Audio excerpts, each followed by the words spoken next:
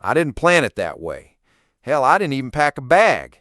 I just walked out of the house that morning with the same denim shirt I always wore, the boots that needed resoling, and a cigarette I didn't light because my boy hated the smell. And just like that, I became the man who left, the man who abandoned his son. You hear that word, abandon, and it brings up a certain image. A man slamming the door, vanishing into the night, maybe drunk or angry, maybe chasing some woman who isn't his wife. But that wasn't me. I wasn't running toward anything. I wasn't drunk. I wasn't even angry. I was scared, and I was quiet. You see, some men fight, some yell. I just get quiet. That morning, my wife was making pancakes, real thin like her mama used to.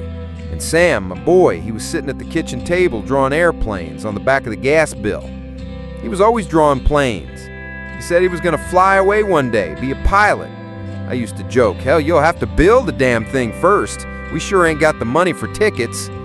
He smiled big that morning. His front tooth was loose and he wiggled it while chewing. And I just looked at him. Looked too long. Long enough that he stopped chewing and asked, "Dad, what?" I said nothing, just smiled. That was the last smile he saw on my face. I walked out 15 minutes later. Said I had to get gas. Said I'll be back before lunch. Didn't even kiss him on the head. Didn't hug my wife. Didn't take my boots off again for 5 years. They said I abandoned him. They're not wrong, but they're not right either. I didn't leave him. I left something darker, something I couldn't drag him into. See, back then I was working long days in construction. We barely made ends meet. The factory had closed. The pills my wife took were supposed to keep her calm, but some days she was meaner on the meds than off them. She'd throw dishes, say things you don't come back from. And me, I just kept quiet. Like I said, I ain't one for shouting. Swallowed it till I couldn't anymore. There was a night, 3 days before I left. She slapped him hard over something dumb, a mess on the floor. Sam cried, not loud, just a choked, confused kind of cry. I looked at her, she looked at me, and we both knew the line had been crossed. But no one said anything. Next morning, she made him pancakes like nothing happened. And me? I went and sat in my truck with the windows up. Didn't drive anywhere, just sat. The truth is, I thought about taking him with me. Planned it in my head, even rehearsed what I'd say. But the courts wouldn't side with a man like me back then. No money, no lawyer, no chance. And I didn't want him growing up in motels, seeing his dad sleep in the cab of a truck. I figured if I stayed, I'd turn into something ugly. Or maybe he would. And so I made a choice. Cowardly maybe, but not careless. I left without a note. Because what could I say? That I loved him? He wouldn't believe it, not at 8. That I'd write? I didn't. That I'd come back? I didn't know if I would. I just left. And for 32 years I kept my distance. I sent birthday cards with no return address. I saw his face once on a church flyer. He was leading music or something. And every time I thought of driving back, something stopped me. Fear, guilt, both. They say silence is its own kind of violence. I suppose they're right. That's where it began. Not with a bang, not with tears. Just a man walking away with too much pain in his pockets to explain to a boy with no shoes on. If you've ever loved someone from afar, or kept something unsaid for too long, this story might sound familiar. Stay with me till the end. It may not change the past, but it just might help you find peace in the present. They say you don't notice the silence at first. It slips in like a slow leak, a word unsaid here, a sigh too long there, and before you know it, the house is full of things you're not talking about. But before all that, before the heavy hush that settled over our home like a layer of dust, we had something real. At least, I think we did. I met her when I was 23, fresh off a roofing job that nearly cooked me under the Texas sun. She was a waitress at the diner off Highway 17, hair pinned back with a pencil, taking orders like she was late for something better. And maybe she was, but that day she smiled at me like she wasn't. Her name was Carrie. She had a way of making everything sound like a dare. You gonna sit there staring, or you gonna order something, cowboy? I did both. Ordered eggs and stared some more. We weren't a fairy tale. We were two tired people trying to make something work in a town that chewed up dreams and spit them into bar ashtrays. But for a little while, we laughed more than we didn't. She played Hank Williams on the old radio. I fixed up the leaky roof on her mama's porch. When Sam came along, it felt like maybe we'd done something right. He had her stubbornness and my quiet. Dangerous mix, really. Those early years, I worked every job that paid in cash, patching roofs, digging trenches, hauling lumber. My hands were calloused, my back hurt by 30. But when I came home and he ran to the door yelling, "Daddy," I swear I could have lifted a mountain. We were poor, sure, but back then I didn't mind it. We had a small place, a rusted truck, and a freezer that hummed louder than it should have. Carrie would make coffee too strong and eggs too runny. I drank and ate it all like it was gold, because it was hers. But time wears down more than boots. It wears down people. Somewhere between year 5 and year 10, the cracks started showing. Nothing big, no affairs, no shouting matches, just less of everything. Less laughing, less touching, less talking. More sighing, more bills, more hours apart. She stopped playing music in the kitchen. I stopped asking how her day was. And Sam, he noticed. Kids always do. He'd sit between us on the couch during those rare evenings we watched something together, like he was holding the peace. I remember one night, he must have been 5 or 6. He asked, "Are you and Mama mad?" I said, "No, buddy, why would you think that?" He just shrugged and looked down at his cereal. I should have told him the truth. I should have said, "We're not mad, we're just tired," and that's scarier. Carrie started sleeping with her back to me. I started sleeping in my work clothes. There were nights I'd lie awake listening to the soft tick of the clock on the wall, wondering if this was it, if the rest of our lives would just be a long hallway we passed each other in. Sometimes I'd try. Took her out to the diner where we met, bought flowers with money we didn't have, tried to say something kind even when my mouth felt like sandpaper. But she wasn't the same, and neither was I. We both knew it, we just didn't say it. And then came the silence. It didn't arrive like a thunderclap.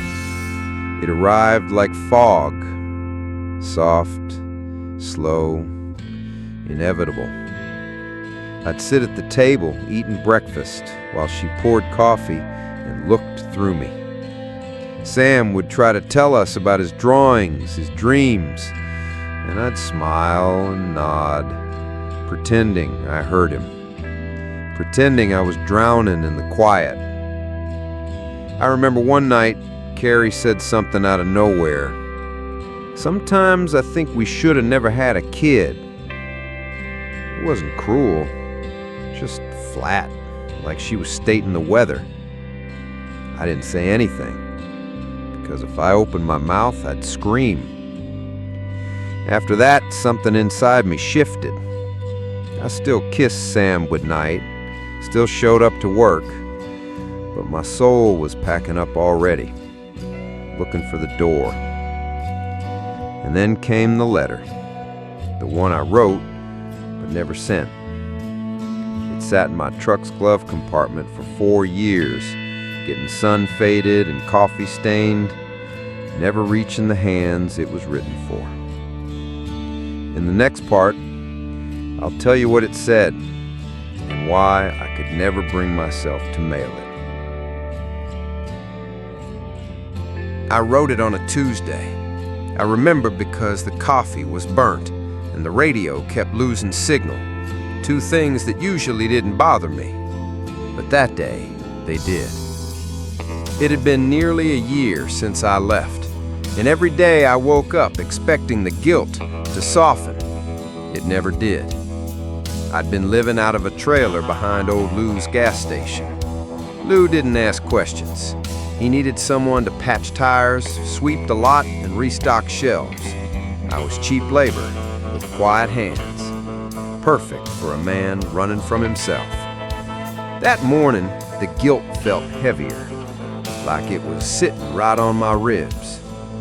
So I got out a notepad from the glove compartment and wrote Sam at the top. I didn't plan to. My hand just did it. I didn't have an address to send it to. Didn't know if Carrie still lived in the same house. Didn't know if Sam even asked about me anymore. But I wrote it anyway. Dear Sam, I started. And then I stared at the page for a long time, because nothing about what I had done deserved a greeting. But I pushed forward. I know I'm the last person you want to hear from, and maybe you'll never see this letter, but I need you to know something, even if I don't have the right to say it. I paused again. The pen felt heavy in my hand, and the words felt like glass in my mouth. When I left, it wasn't because of you. Not one bit of it was your fault. You were the best part of my life, and I left you anyway. I know how that sounds. I know what kind of man that makes me. And if you hate me, I deserve every drop of it. The first tear hit the paper, leaving a little ripple over the word deserve. I wiped it away like that would make it cleaner. It didn't. I kept writing. You were 8 years old. Still called me Daddy with that voice full of wonder. Still believed I could fix anything with duct tape and a smile. And I walked away like none of that mattered. But it did. It matters every day. You mattered. I got up and walked outside. Lit a cigarette I didn't want. Watched the wind push a plastic bag across the lot like it had somewhere to be. That's the thing about writing letters you'll never send. It doesn't fix anything, but it's the only way to bleed without a scar. I sat back down and kept going. Your mama and I, we weren't right anymore.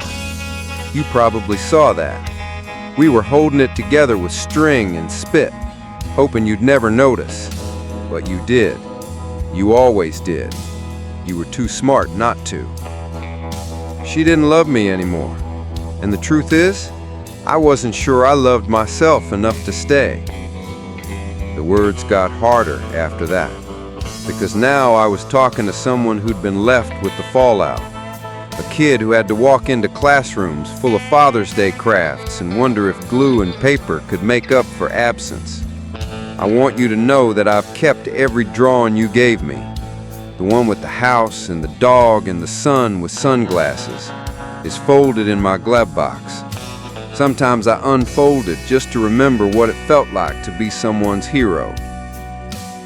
I looked at that line for a while, folded the letter, slipped it into an envelope I didn't address, and I never mailed it.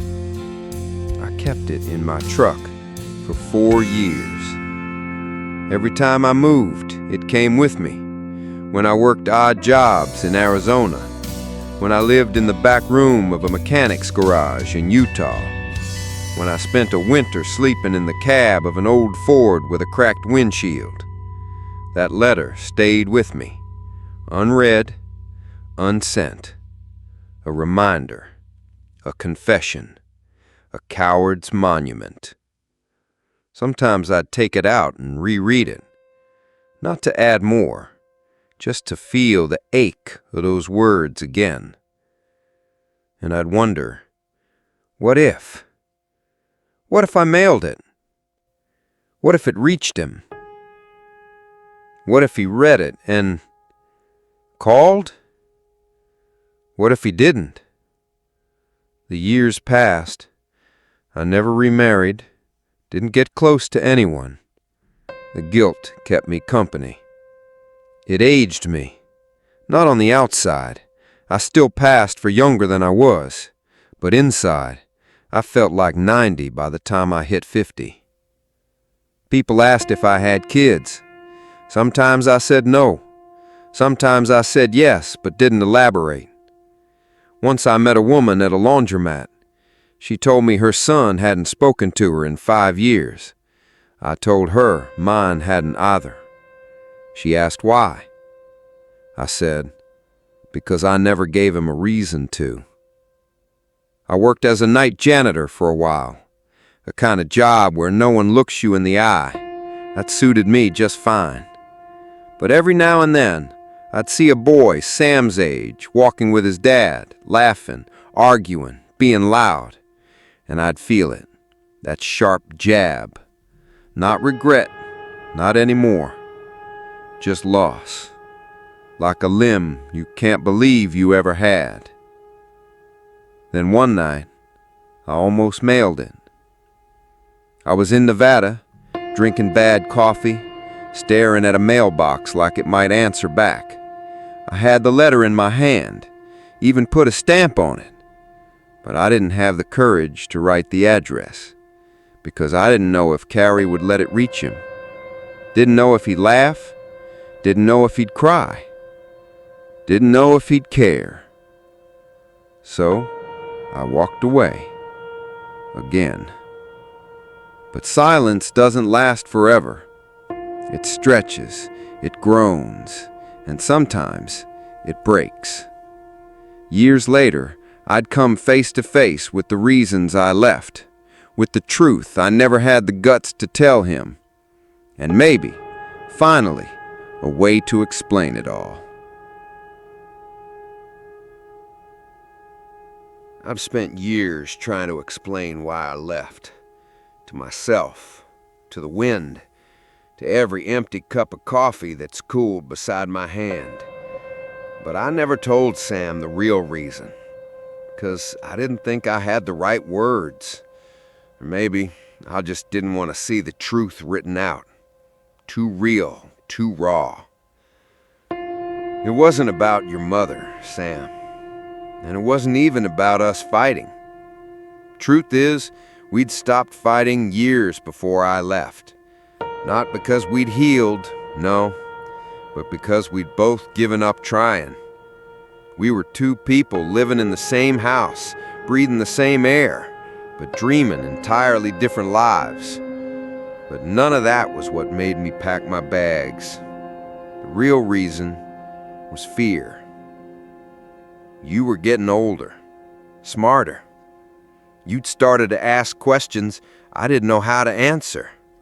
Like why I didn't come to your school recital even though I promised. Or why I smelled like whiskey some mornings, even though I told your mother I'd stop drinking. Or why I sat in the truck for an hour after getting home, just staring at the dashboard. You saw more than I thought you did. I was terrified that one day you'd look at me and see a man you couldn't admire.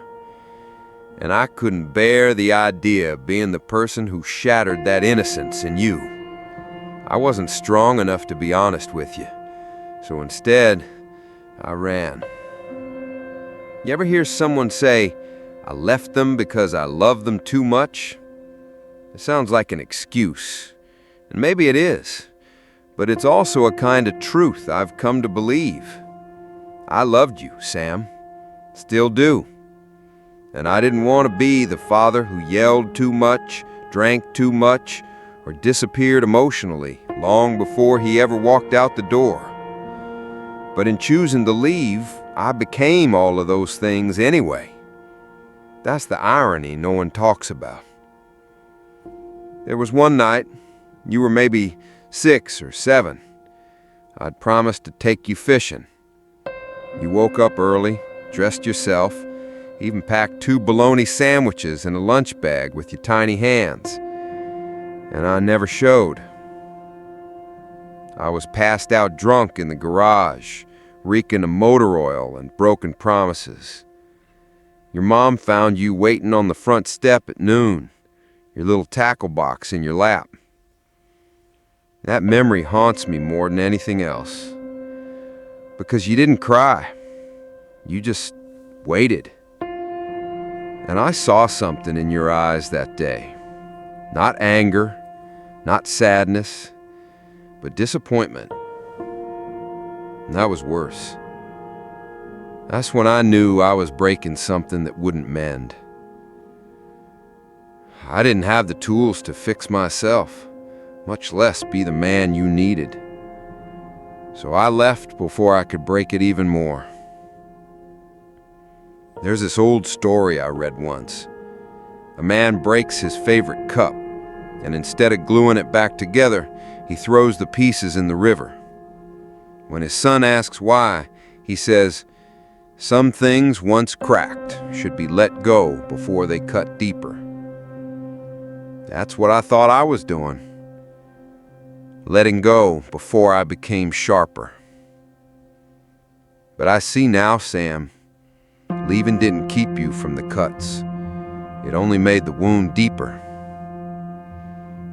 I should have stayed, faced the truth, let you see my flaws, and helped you understand that being a man means owning your mistakes, not running from them. But I didn't, and for that, I'll always be sorry. There's more, too, the part that I've never told anyone.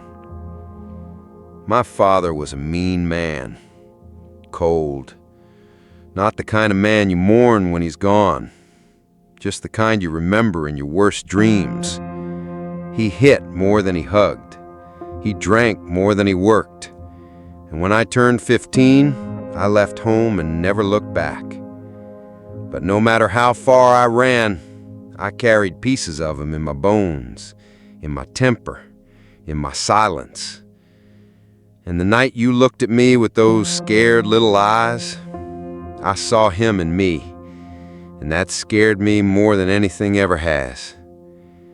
That's when I knew, if I stayed, I'd become him. And I couldn't do that to you. So I left, not to escape you, but to escape the version of me I feared I'd become. The man who breaks what he loves. The man who raises his voice before he understands. The man who teaches his son fear, not trust. Was it the right choice? No. But it was the only one I knew how to make. The years haven't been kind to me. And maybe they shouldn't be. But they've given me one gift. Clarity. I now know that love doesn't run. Love sits in the mess, asks for forgiveness, and builds bridges out of broken boards. I wish I'd known that back then. I still have that letter, still folded in my truck's glove box, still stained with tear marks and time. Sometimes I think about rewriting it, making it cleaner, smoother. But maybe the smudges are part of the story. Maybe you need to see the mess to understand the man. One day, if you ever read it, I hope you see the love in between the broken lines. And maybe, just maybe, you'll know that even cowards can love deeply.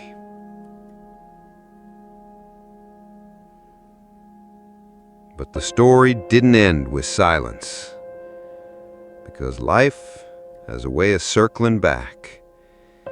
And even from a distance, I couldn't help but watch. I didn't just leave and forget. God, I wish I had that kind of cruelty in me. But I didn't. What I did was worse. I stayed close enough to feel it all, but far enough that I couldn't do a damn thing about it. You know, Sam, when I left, I drove 3 towns over. That's it. 3 damn towns. I told myself I'd keep moving, maybe head to New Mexico or Oregon. But the truth is, I never left the county. I couldn't. Some part of me needed to be near, even if near meant anonymous. I got a job at a gas station just off Highway 12. You know the one, next to that old diner with the rusted Pepsi sign? I bet you've driven by it a dozen times. You never noticed me, though. Not once. But I noticed you. You came in on your bike one summer, must have been 12 or 13. Hair longer, shoulders straighter. You walked in with 2 friends, all dirt-stained and laughing about something I couldn't hear. You bought a Gatorade and a pack of gum. I stood behind the lottery display pretending to restock scratchers, watching you count your change. My hand shook so hard I nearly dropped the whole box. I wanted to say your name, just say it, like it was still mine to hold. But my mouth went dry, and you walked out, never even glancing my way. That was the first time I cried at work. Wasn't the last. Over the years, I watched your life play out like a movie I couldn't pause. You made the basketball team. I heard about it from a customer who bragged about that Richardson kid with the long shot. You aced your science fair project in 10th grade, something about electricity and magnets. I read about it in the local paper. And when you graduated, I parked across the street from the football field. Didn't even get out of the truck. Just watched from behind the windshield, blurry through my tears and the heat shimmer. You look good in that cap and gown, just like your mom. I wasn't there for the big moments, but I watched from the sidelines. I watched everything. Your first car, the beat-up red Ford. I saw it break down on 3rd and Main. I almost pulled over to help, but you had it handled, and I knew. If I stepped out now, I'd just confuse you. Or worse, make you angry. There were birthdays, too. Not that you knew. But every year I'd leave something behind. A gift card slid into the mail slot at your mother's house. A book left on the porch. A brand new baseball mitt in a bag labeled "To Sam from a Friend." You never knew it was me. Or maybe you guessed and just never said. That'd be fair. Once, when you were about 17, I followed you to the river. Used to go there, remember? Just past the bend where the old sycamores lean over the bank. You sat on the rocks with your dog, tossing pebbles into the current. I stood behind a tree for an hour, watching. That was the day I almost spoke. But then you took out a notebook and wrote something. I don't know what. And suddenly you looked older. Not just in your face, but in the weight on your shoulders. Like life had already started teaching you the hard lessons. Ones I should have prepared you for. God, Sam, I wanted to tell you everything that day. Fall to my knees and just confess. All of it. But instead I turned and walked away. Again. I know it sounds pathetic, creepy even, but I needed to see that you were okay, that I hadn't ruined you completely. Because despite all the silence, you turned out good, kind, capable, not like me. Your mother did right by you. She raised you better than I ever could have. I hated her for a long time, you know. Because she was strong where I was weak, because you loved her fiercely and stopped saying my name. But with time, that hate turned to gratitude. She gave you a shot at a life that wasn't poisoned by my ghosts. There was one moment I can't forget. Your senior year. You stood in the grocery store parking lot, arguing with some kid twice your size. He shoved you. I thought for sure you'd swing back. But you didn't.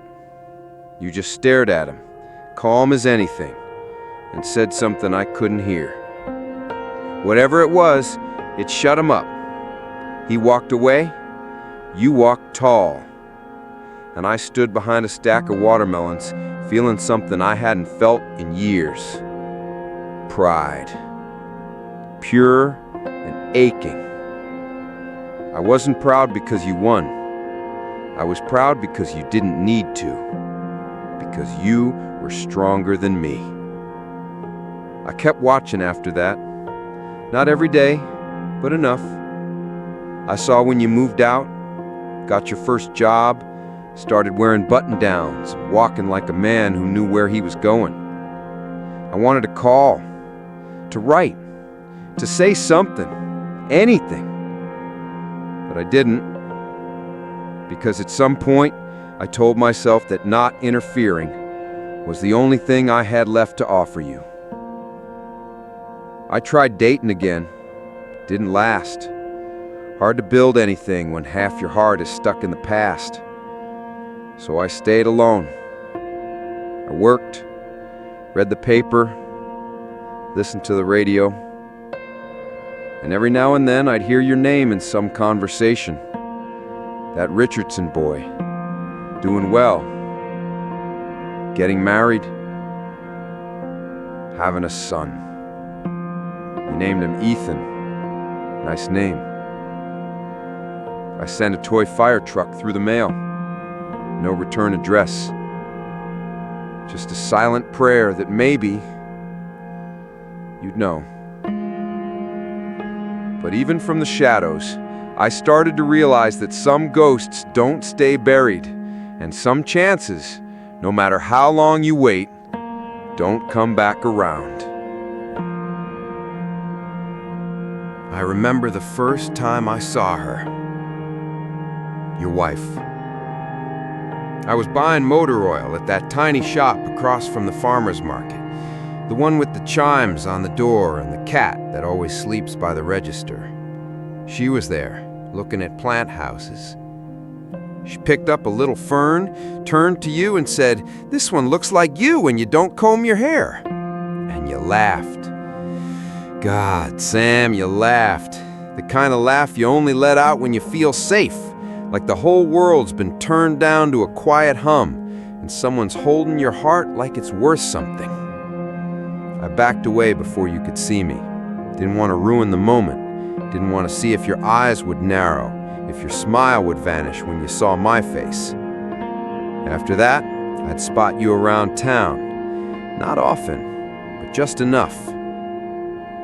Grocery store, hardware shop, sometimes walking hand in hand with her, sometimes alone with your phone and that tired tilt in your shoulders, the one I used to carry too. And then came the stroller, that tiny blue thing with the squeaky wheel and the overstuffed diaper bag you could never get to stay zipped. Ethan, you were a father now, and I stood across the street watching you bouncing gently while waiting for the light to change. You were humming something, and the baby just blinked up at you like you were the entire sky. That broke me, in the kind of way that doesn't show up in songs or poems, in the kind of way that just stays lodged in your chest like a rib that never healed right. Because you became everything I wasn't. You showed up, you stayed, you loved loudly and without flinching. I should have been the one to teach you how to hold a bottle or change a tire or scare off the first boy who looked at your daughter wrong, if you had a daughter, I mean. But instead, I was a ghost, a shape on the sidewalk, a rumor in the wind. Sometimes I wonder if Ethan ever asked about me, if you told him anything, even just, he left, even just, I don't know. Maybe it's better that way. Clean cuts heal faster than jagged ones. But still. There were nights I'd sit in my room staring at the one photo I still had of you. You, age 7, missing your 2 front teeth, holding a frog in one hand and beaming like you'd found treasure. I kept that photo in a shoebox beneath my bed. Never showed it to anyone. Never framed it. Too sacred. Too dangerous. Once, only once, I saw Ethan run toward the park fountain, arms out, laughing like the world owed him joy. And you chased after him, not shouting, not angry, just smiling with that kind of panic only parents know. You scooped him up before he reached the water and spun him around. He squealed. You kissed the top of his head and sat with him in your lap, pointing at birds. I cried that night. I cried like someone who'd lost something they never truly had. Because I didn't get to hold you that way. Didn't get to swing you by your arms or fix your hair for picture day. And every little thing you did with him felt like a reminder of everything I didn't do with you. Years passed. I watched you grow into a man. I saw you carry groceries for an old woman in the rain. I saw you argue gently with a clerk over a refund and then walk away when it wasn't worth it. I saw you leave big tips even when I knew money was tight. I saw you become someone who chooses kindness even when no one's watching. Except I was watching. I always was. You and your wife bought a house, small but tidy, with a porch swing and mismatched shutters. You planted roses, painted the mailbox yourself. I remember you standing back, hands on hips, nodding like the job was done. I nearly honked the horn that day, but my hands wouldn't move. Instead, I just sat there, engine running, pretending I was part of the world for a second longer. Then came the hard years. I could see it in your eyes.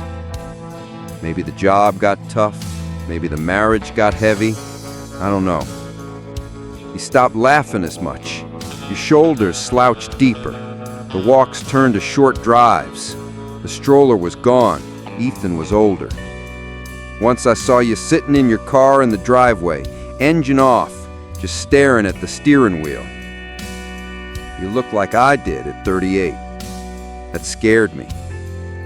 I almost reached out then. I wrote a letter, a real one this time. 5 pages, told you everything. But I didn't mail it. Why? Because I didn't want to show up just when things got hard. Didn't want you thinking I was waiting for you to break so I could feel needed again. So I burned the letter. The flames licked the words like they'd never meant anything. You took a new job eventually, started running. I saw you jogging near the lake trail, sweat, headphones, grit in your stride. You were clawing your way back up. I recognized the look. You became stronger, again. And through it all, I stayed away, watching, always watching. Then one spring morning, I saw you planting new tulips. Ethan was helping.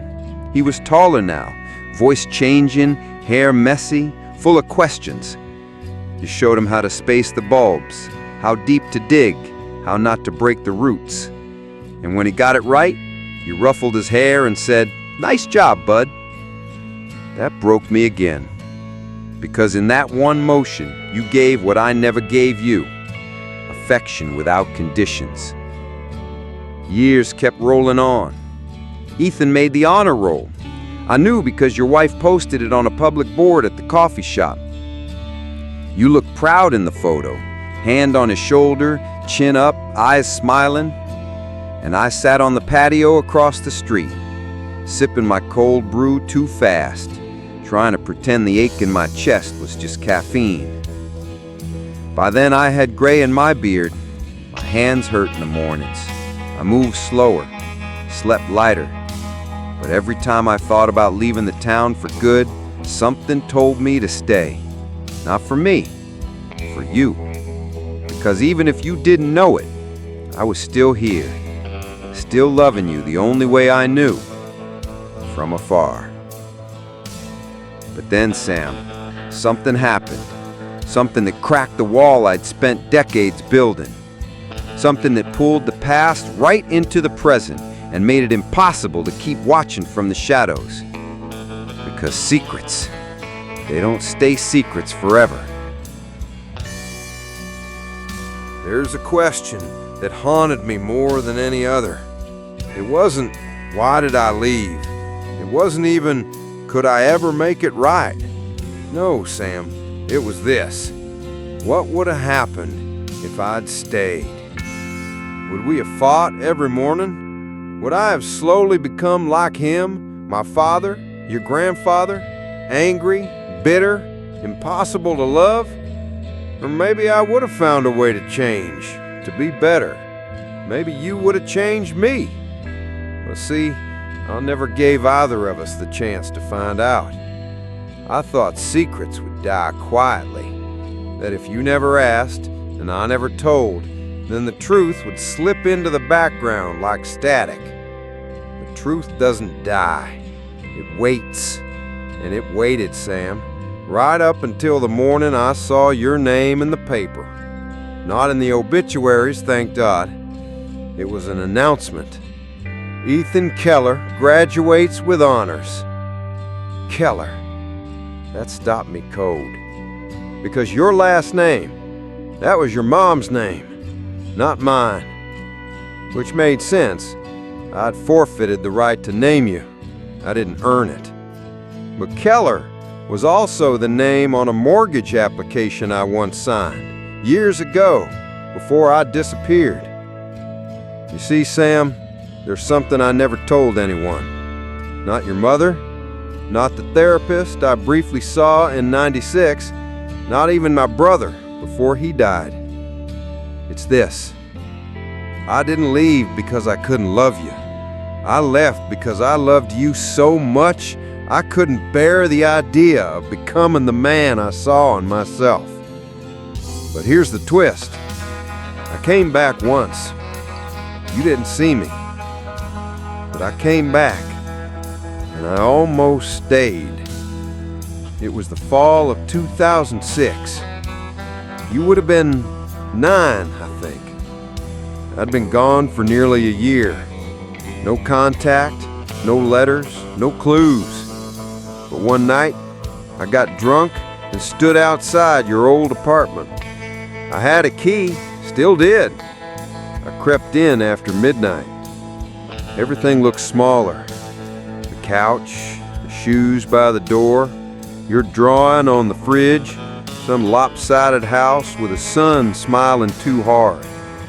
I stood in the hallway, staring at the closed door to your room. And Sam, I swear, I could hear your breathing. That tiny, rhythmic puff of air that only kids make. Safe, steady, dreaming. I wanted to open the door, to kneel by your bed, to whisper, I'm here now. But I didn't, because I heard something else. Your mother. She was crying. Not sobbing, the quiet kind of cry, like someone leaking pain drop by drop. I froze, and then I turned and left, just like that, because I realized something that night. My presence caused more damage than my absence. That was the truth, or so I thought. But here's where it turns again. Fast forward to 2020. I was sitting in a waiting room at a VA clinic, pretending to fill out paperwork I couldn't read anymore without my glasses. A woman sat across from me, late 30s, brown hair, tired eyes. She had a boy with her, maybe 5 or 6. He had your eyes, Sam. Same color, same tilt, same stubborn spark. The boy was playing with a toy dinosaur, making it roar softly under his breath. And when he looked up and saw me watching, he grinned and said, My dad said this one's a T-Rex, but I think it's nice." The woman chuckled. "That's Ethan, always rewriting the rules." Ethan. I choked. Couldn't speak, couldn't move, because the truth hit me like a freight train. That was your son, and you were teaching him that even monsters could be kind.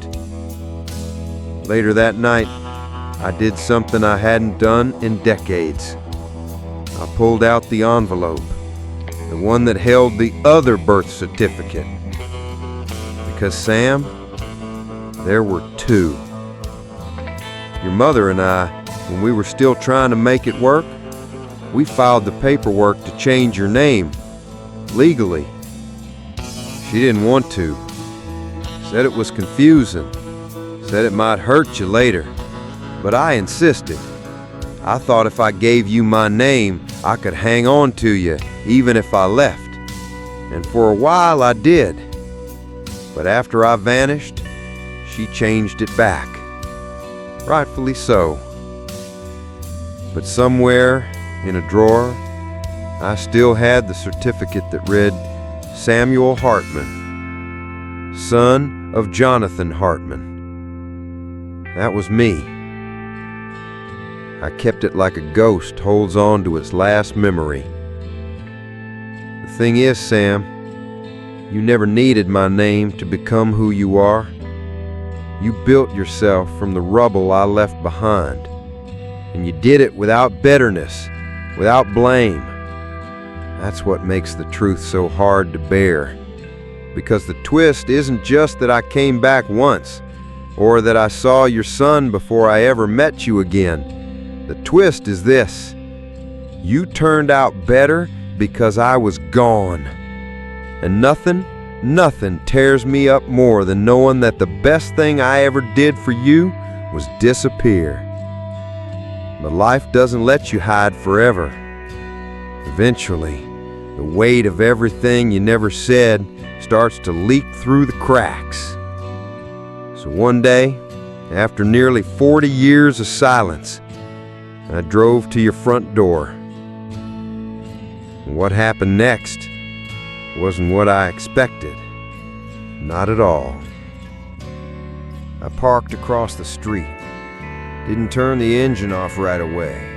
Just sat there, hands on the wheel, watching your porch light flicker against the falling dusk. The house looked nothing like the one we used to live in. But then again, neither did I. The lawn was neatly trimmed. There was a plastic tricycle tipped over near the front steps. A child's jacket hanging on the porch rail like it had been forgotten in a hurry. This was your life now, a life built without me. I stared at your door for maybe 20 minutes.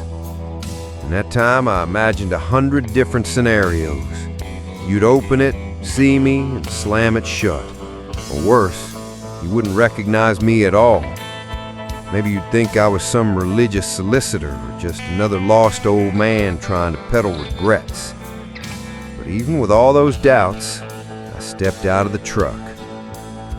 My knees popped, old bones protesting like they knew I was about to do something stupid.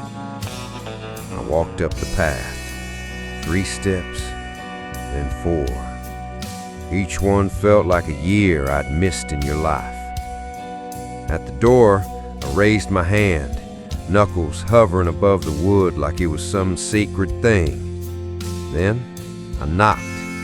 Once, twice. No answer. I knocked again, louder this time. Still nothing. I could hear a TV inside, cartoons, and a baby crying faintly. So you were home, but no one came. I thought maybe you didn't hear me. Or maybe you did hear me, but decided you didn't want to answer. And who could blame you? So I turned to leave. Made it halfway down the steps when I heard the door creak open behind me. "Can I help you?" The voice wasn't yours. It belonged to a woman. Your wife, I guessed. Brown curls pulled back, face wary but polite. She didn't know who I was. "Is Sam home?" I asked. She hesitated. "Who's asking?" I opened my mouth, then closed it again. Because the truth was, I didn't know how to answer that question anymore. I swallowed. "I'm someone from his past." She studied me for a long second, then nodded. "He's in the backyard with Ethan." And just like that, she turned and walked back inside, leaving the door open behind her. I don't remember walking through the house. I remember the faint smell of baby powder. I remember the warmth, the framed photos on the hallway wall, one of them with you holding a ration rod, your son on your shoulders. But the backyard, that's where I saw you. You were kneeling by a sandbox, building some uneven castle walls with your boy. Ethan was giggling, scooping sand with a red plastic shovel while you leaned back on your heels, content. He looked older, tired but strong, and happy. God, Sam, you look so happy. You turned when I heard me step onto the deck. Our eyes met, and for a moment, neither of us said a word. Just silence, dense and full. Then you stood up, brushing sand off your jeans. Your boy turned too, eyes curious. You didn't say my name, didn't move, just waited, like you were giving me the chance to speak first, to finally do the thing I should have done decades ago. So I did. "Hi, Sam." My voice cracked like old vinyl. You didn't flinch, didn't smile either. "Hey." That's all. Just hey. I don't know what I expected. A hug, a punch, tears. You just nodded slightly, and then looked down at your son. "This is Ethan," you said. And then to him, "Ethan, this is a friend of mine." I nearly broke at that. A friend of mine. Not your father, not someone important, just a friend. It was mercy, I think. Your way of protecting your son from a complicated story. "Nice to meet you," I said, crouching slightly. Ethan grinned, held out a sandy hand. I shook it. His fingers were warm. We didn't talk much that day. You offered me a seat. I sat. We watched Ethan play. You asked how I'd been.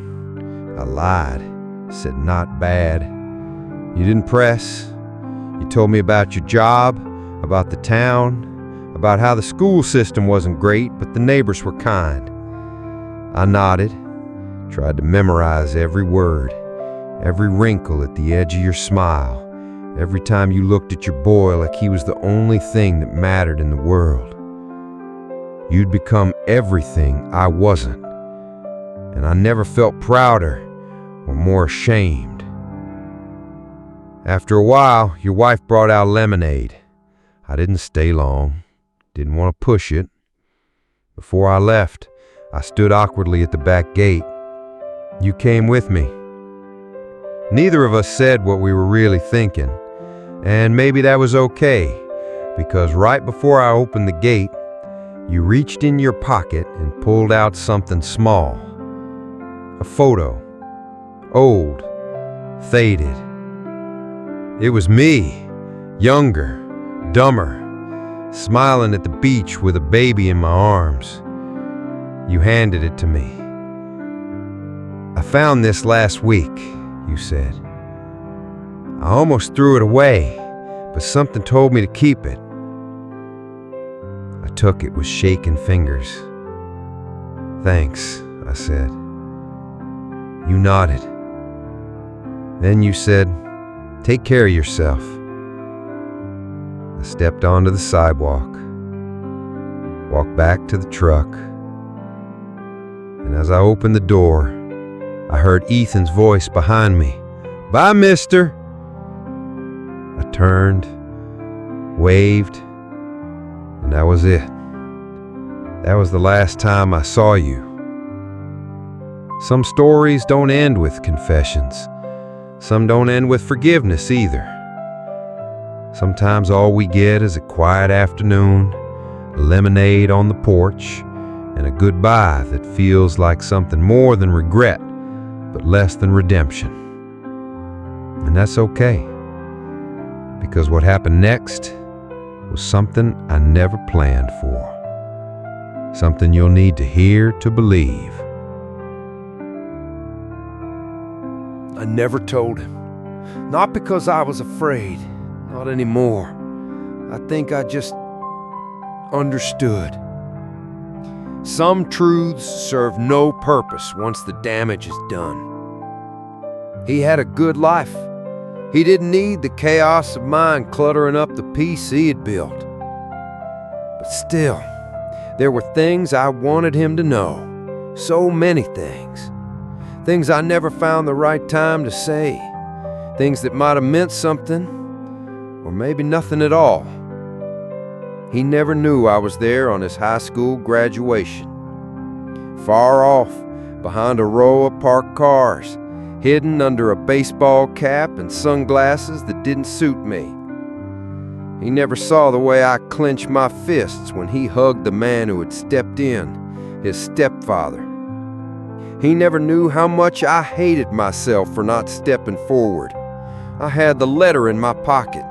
I'd rewritten it 3 times, but I couldn't hand it to him. Not when he looked so proud. Not when his mother was watching with that kind of quiet strength I'd always lacked. So I turned away, drove 5 hours back to nowhere, and cried in a motel parking lot for the first time in years. He never knew about the trust fund.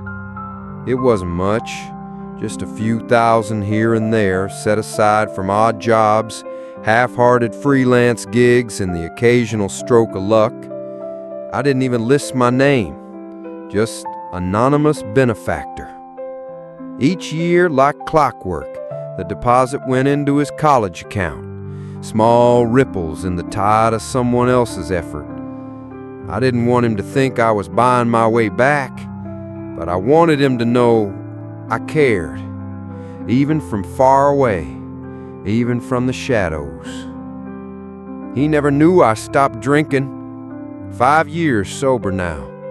I kept the corn in my wallet, chipped and scratched, but still mine. I remember the night I decided. I'd watched a video online, some father talking about how he couldn't hug his daughter without smelling like bourbon. It broke me, because I remembered you once backing away from me when I tried to kiss your forehead. I thought you was just being shy, but maybe you were scared. That night, I emptied the last bottle down the sink and promised if I ever saw you again, you'd meet a different man, a better one. He never knew I used to walk past his house once every year on his birthday. Didn't knock, didn't linger, just enough to remember the number on the mailbox, enough to see the light in the window, enough to feel both proud and punished. But most of all, he never knew how much I loved him. He never knew the nights I whispered his name into empty rooms, the times I answered strangers' questions with, "I don't have kids," just to avoid explaining why my son had no idea who I really was. He never knew I carried his first drawing in my wallet for 20 years, a crooked stick figure holding a balloon, written in red crayon, "To Dad." I kept it even after you stopped calling me that. even after I stopped believing I deserved it. And yet, despite all this silence, all this distance and self-imposed exile, I never stopped being his father. Just not in the way he needed, not in the way that counted. And that's the truth I have to live with.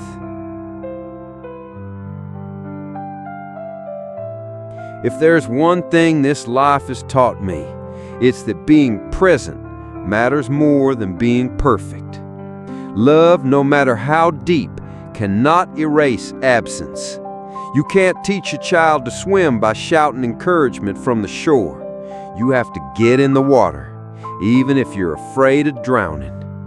And when you don't, when you let fear or guilt or pride keep you away, you lose more than time. You lose your right to be part of the story, even if your heart is in the right place. I'm not telling this to gain sympathy.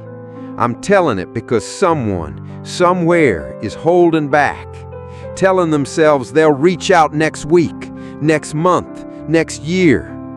Don't. Please don't. Apologies don't age well. They spoil in silence. They harden into regret. If you love someone, say it. If you hurt someone, own it. If you're scared, admit it. But don't disappear. You may think your absence protects them, but often it just leaves a hole that never quite closes. I never got to be the father I wanted to be, but maybe by telling this story, I can help someone else do better. Maybe that's enough. Maybe that's all I have left to give. Because here's the final truth. He never knew how much I loved him. But maybe he didn't need to. Maybe he felt it somewhere deep inside, in the way I looked at him that day in the backyard, in the photo I kept, in the quiet I held just to let him have peace. Maybe love doesn't always have to be spoken, but God, I wish I'd spoken it anyway. If this story touched something in you, consider sharing it with someone who might need it too. And if you're holding something back unspoken, maybe now's the time.